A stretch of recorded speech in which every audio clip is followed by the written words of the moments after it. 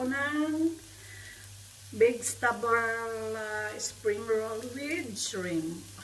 Kaya ilagay ko na yung sibuyas. Lagyan natin ng olive oil. Olive oil. Igisa lang natin yung sibuyas.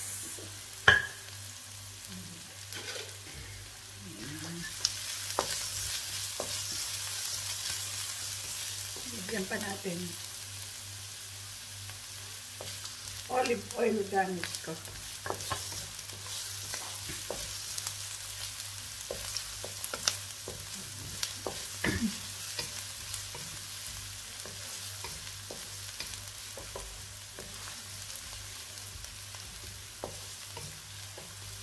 Kailangan nating magsalita sa ating video para hindi tayo ma-demonetize. Ay, na-demonetize yung aking channel. So, hintayin ko lang itong mag-brown at isusunod ko na ang hindi, sinunod na natin ang bawang.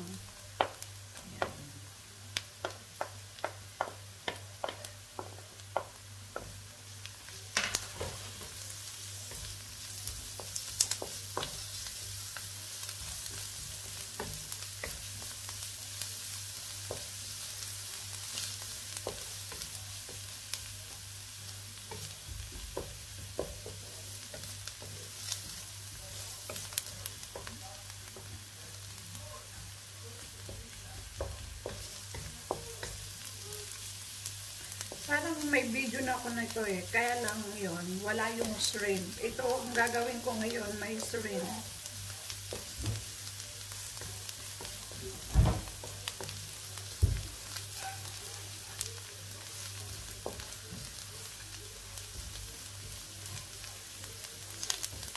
Magsalita na lang ako sa aking video.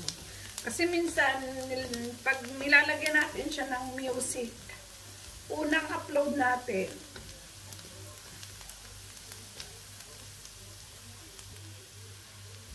sa unang upload, wala siyang copyright. Pero pag nagtagal na siya, nakakaroon na siya ng copyright. Ewan ko kung bakit. Kasi yung mga luma kong video, wala naman silang CPR dati. Pero ngayon, nung tinignan ko, meron. Isunod ko na itong shrimp.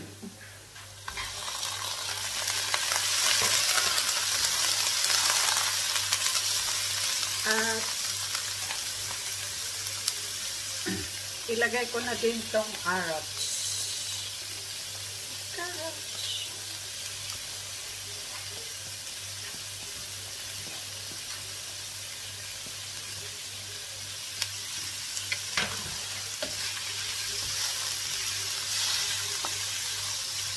May buo pa.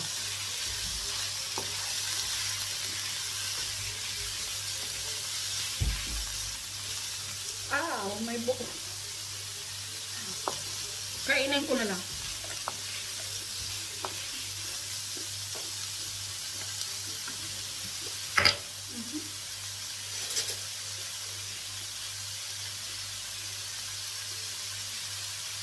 Black pepper.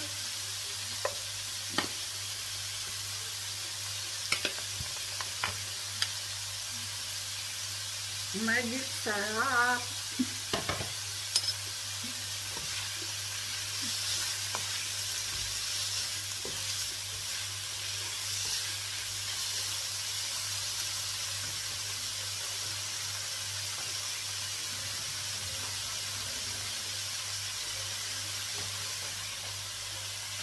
Potato. Nilagyan ko siya ng potato.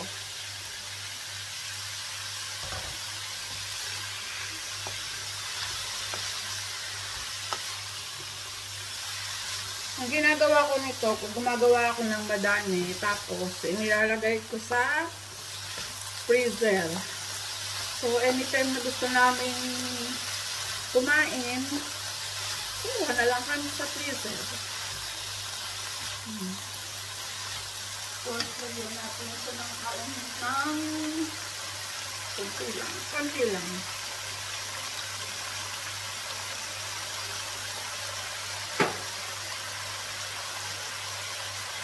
Kaunting oyster sauce.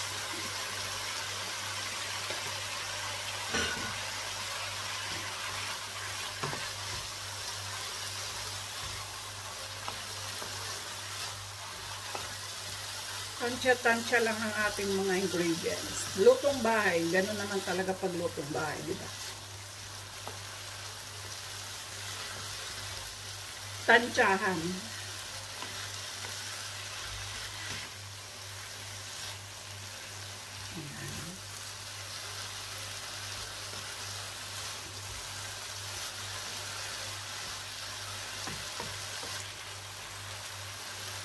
And then,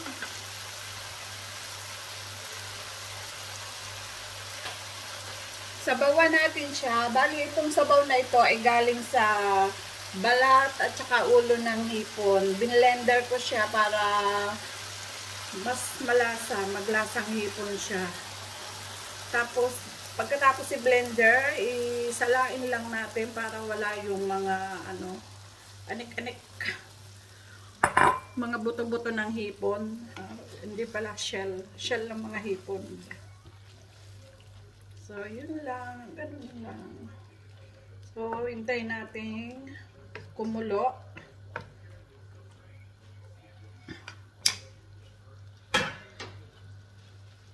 Saktan muna natin.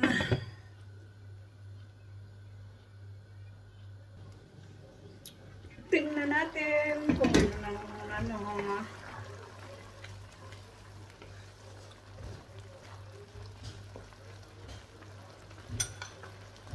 Tikman ko lang.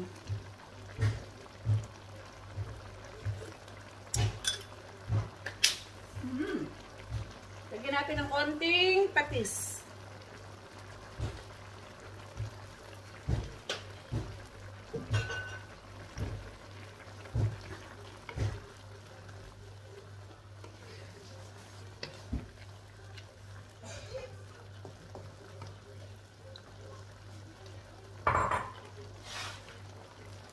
Ilagay ko na itong beans. Ay.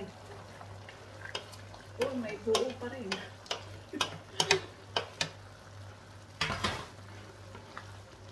May buo.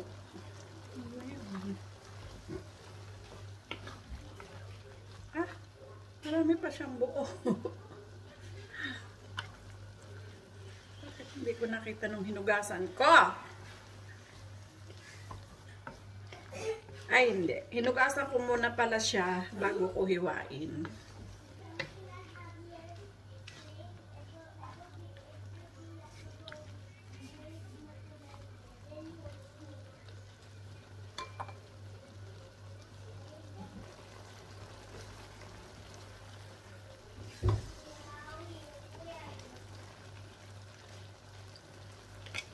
Isa pa.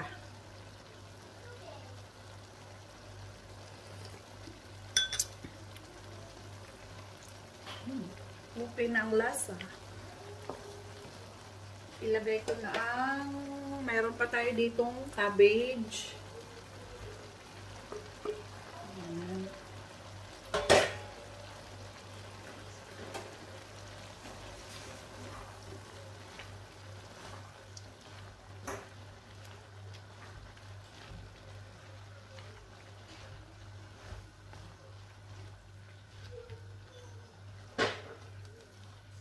At ilalagay ko na din itong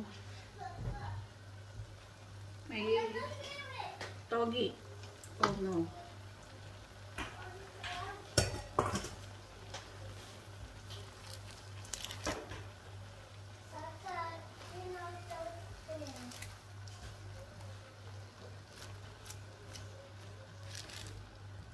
Ito ang nagpapasarap sa vegetable spring roll togi. Hindi natin siya lulutuin masyado. Half cook lang natin.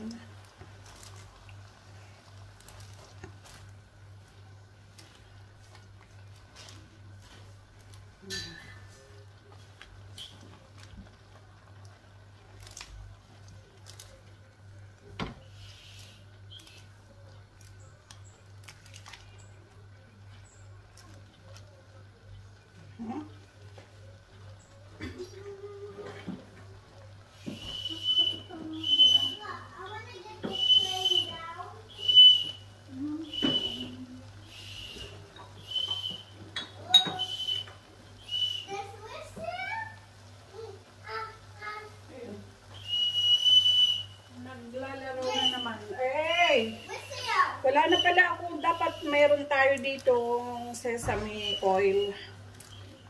Kaso, naubusan na pala ako ng sesame oil. Pang flavor din yun. So, okay na to. Ayan. Palalamigin ko lang siya, then babalutin.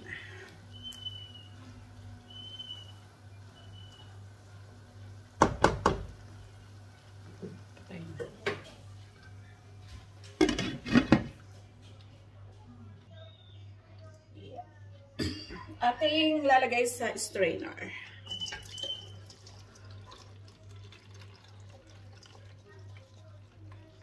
Okay.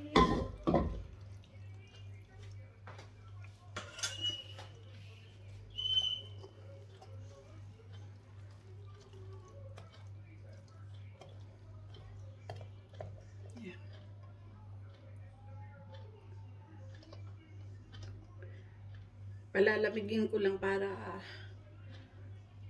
pag binalot hindi masira yung wrapper. Okay.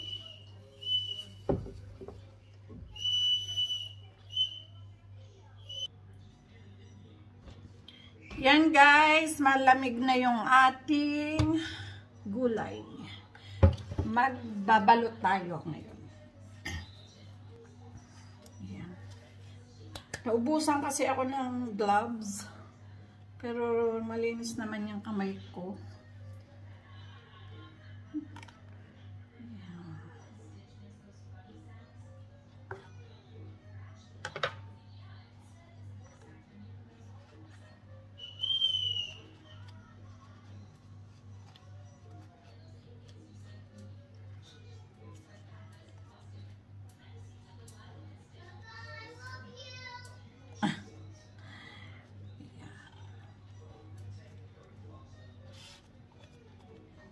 Mayroon ako dito ng harina pang dikit.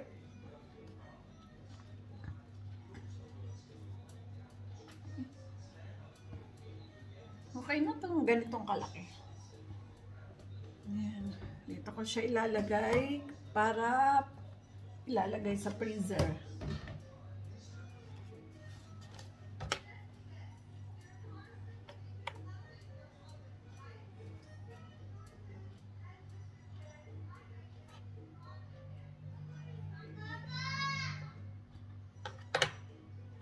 Si Adam.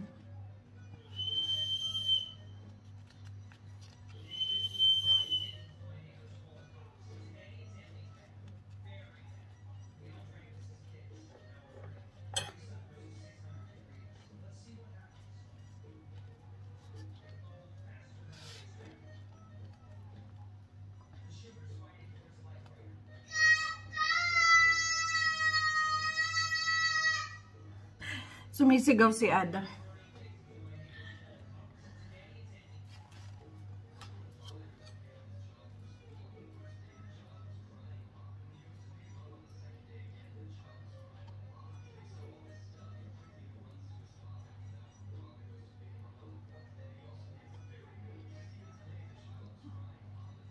Masarap sausawan ito. Suka na may cucumber, sibuyas. Lagyan kaunting salt and pepper and ano pa ba? Cucumber. Sabi ko na ba yun?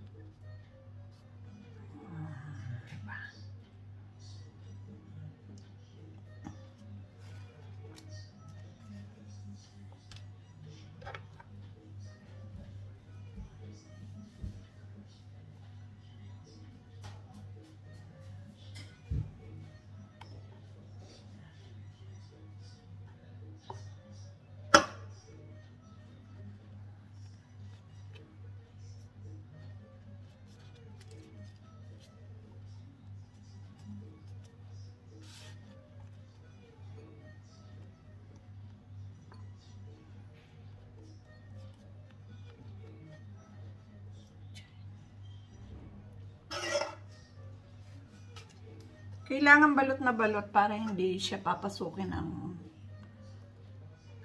oil pag pinrito natin.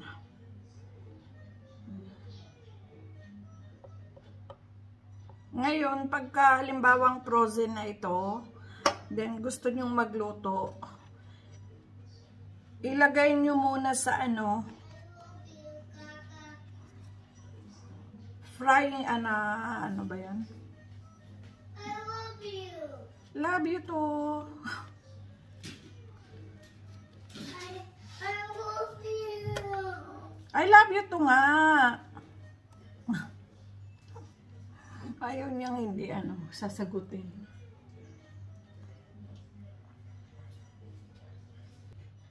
Yan. Nangulit si Adam. Pag ito halimbawang frozen na, tapos gusto niyo magprito, ilagay niyo muna saglit sa air fryer para hindi siya masyadong kakain ng pag pinrito, hindi siya masyadong mabababad sa oil.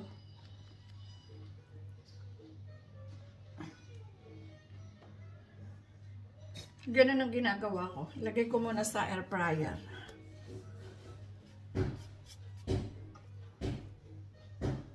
At least hindi naman matagal.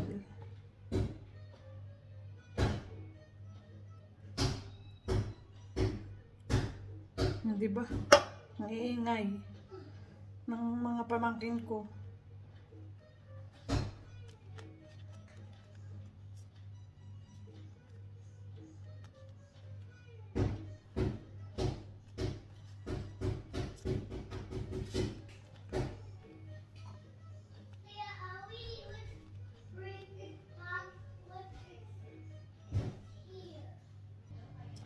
Tapos na siya.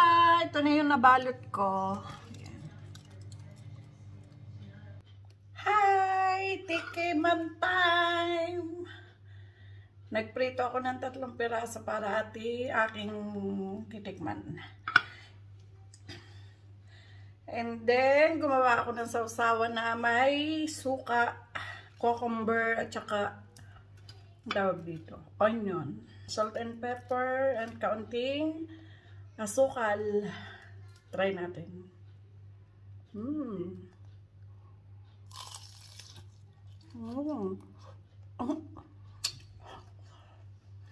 Ang init. Ang sarap.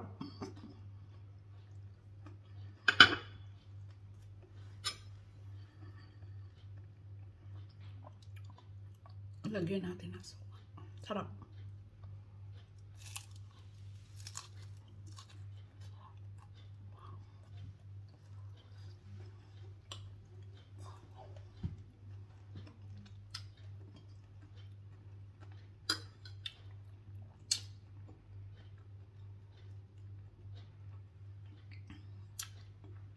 Kain tayo.